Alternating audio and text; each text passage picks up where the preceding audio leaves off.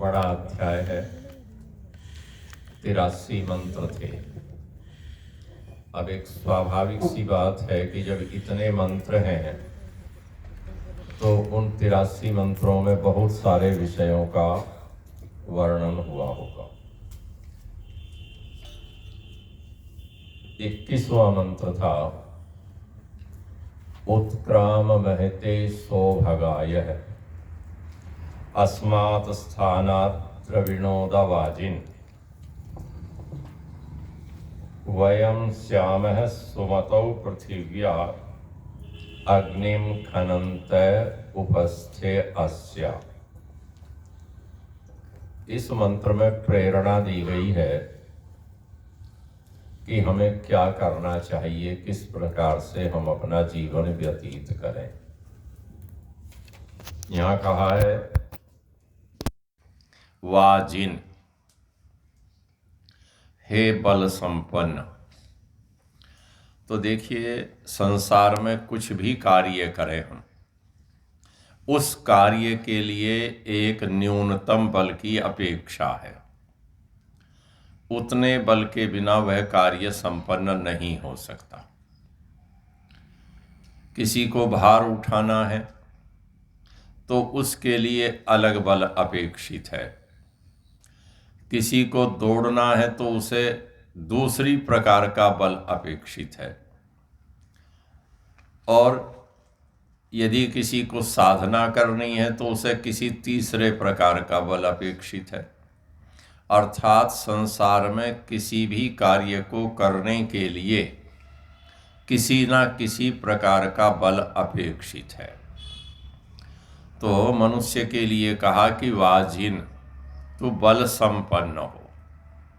अर्थात जीवन के जिस क्षेत्र में हम प्रवेश कर रहे हों उसके लिए अपेक्षित बल हमारे पास होना चाहिए। और यदि वो अपेक्षित बल है तो जो कार्य हम करना चाहते हैं उसे कर सकते हैं। यदि बल संपन्न नहीं है तो कार्य नहीं कर सकते।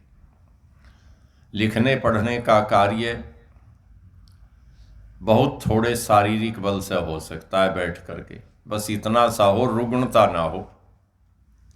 रुग्णता ना हो, उसे उतना बल नहीं चाहिए कि वो 50 किलो भार उठा करके चल सके। किंतु यदि किसी को भार उठाना है, और अब तो बड़ी सुविधा हो गई,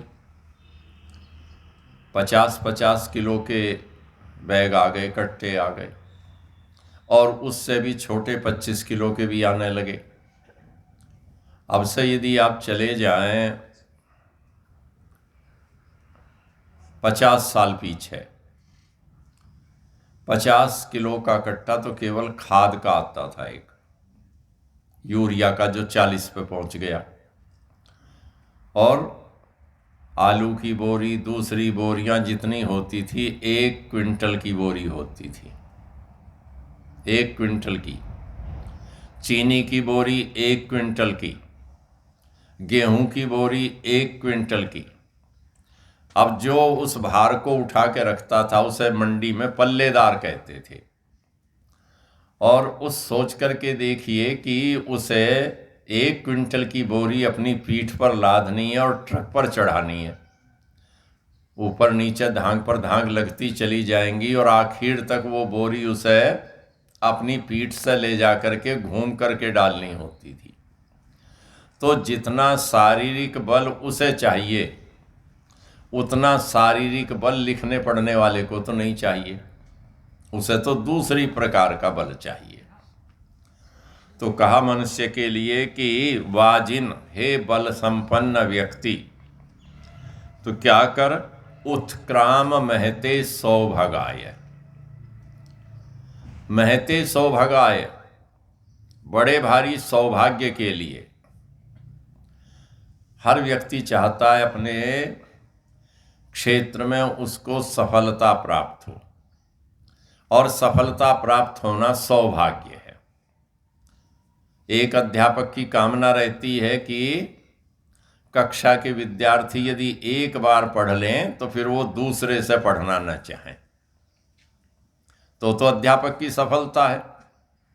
और आपने कक्षा पढ़ाई और बराबर में दूसरा व्यक्ति भी उसी सब्जेक्ट को पढ़ा रहा और विद्यार्थी आपकी कक्षा छोड़कर उसमें बैठने लगे, तो फिर सफलता नहीं है। सफलता ये कि मेरी कक्षा में पढ़ जाए तो दूसरे की कक्षा में फिर जाने की ना सोचे, अपनी कक्षा छोड़े और मेरे रूम में आकर के बैठ जाए। और ये होता है, सब अध्यापक जानते हैं। यदि आप पूरी गहराई के साथ, पूरे विस्तार के साथ और जैसा विद्यार्थी है उस लेवल पर जाकर समझाने का सामर्थ्य रखते हैं। किसी एक कक्षा में सब एक लेवल के विद्यार्थी नहीं हो सकते। कुछ ऐसे होंगे जिनको वो सूत्र चाहिए कि बस वो पास हो जाए, कुछ ऐसे होंगे जिन्हें चाहिए कि फर्स्ट डिवीज़न आ जाए, और कुछ ऐसे होंगे कि जो गहराई तक जानना चाहते हैं। तो वहाँ तक पहुँच जाना सौभाग्य है। तो कहा कि बल संपन्न व्यक्ति महते सौभागाय, बड़े भारी सौभाग्य के लिए क्या करो? उत्क्रमण करो, आगे बढ़ो। वहीं खड़े रहे तो सौभाग्य प्राप्त नहीं हो सकता। सौभाग्य के लिए तो प्रयत्न करना पड़ेगा, उत्क्रमण करना पड़ेगा, आगे बढ़ना पड़ेगा। और आगे बढ़ना सरल नहीं है, कठिनाइयां हैं। कठोपनिषद का एक संदर्भ है जहां कहा यथोदकम दुर्गे वृष्टम पर्वतेषु विधावती। पानी की एक बूंद पहाड़ के शिखर पर गिर जाए तो नीचे को दौड़ती चली जाती है बड़ी आसानी से। उसके लिए कोई नाली बनाने की आवश्यकता नहीं है। तीसरी मंजिल से आपने जो टंकी रखी हुई है, टैंक पानी का, उसमें एक छेद कर दीजिएगा, पानी नीचे तक अपने आप आ जाएगा, कोई प्रयत्न नहीं करना। किंतु नीचे से पानी ऊपर पहुंचाने के लिए क्या करना पड़ता है? प्रेशर लगाना पड़ता है, मोटर चलानी पड़ती है। और जो मोटर चल रही है वो क्या है? वो प्रेशर से पानी को ऊपर फेंक रही है। तो उसके लिए तो पुरुषार्थ करना है, प्रयत्न करना है। तो कहा महते सौभागाय, महान सौभाग्य के लिए, बड़े भारी सौभाग्य के लिए उत्क्रामः, पांव आगे बढ़ा। जो क्रम है, क्रमोपाद विक्षेपे, पैर आगे रखना, उठाना। तो वहां खड़े खड़े नहीं हो सकता। उसके लिए तो पग आगे बढ़ाने पड़ेंगे। और किस दिशा में बढ़ाने पड़ेंगे? ऊपर की ओर। ये सोच करके बढ़ाना पड़ेगा कि कुछ ना कुछ वृद्धि हो, कुछ ना कुछ गति हो। और उससे अस्मात् स्थानात्, खड़े खड़े वहीं पांव टिकाते रहे। जैसे घोड़ी नाचती है ना, विवाह शादियों में कुछ घोड़े होते हैं, क्या करते हैं?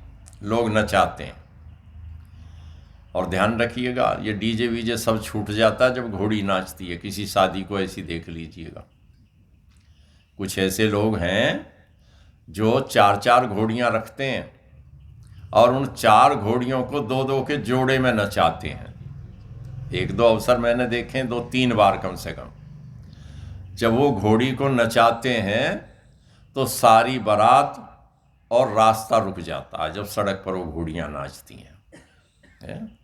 किंतु वो कैसी नाचती हैं? वो चलती नहीं आगे को, वहीं खड़ी खड़ी, पांव चलते हैं पर रहती वहीं खड़ी है।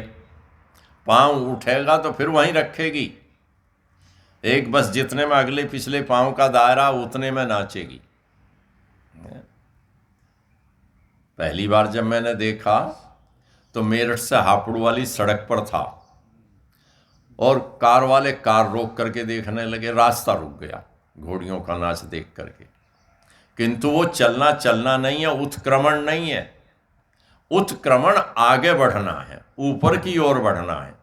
सौभाग्य की प्राप्ति वहीं पांव हिलाने से नहीं होगी। सौभाग्य की प्राप्ति के लिए तो पुरुषार्थ करना ही करना पड़ेगा।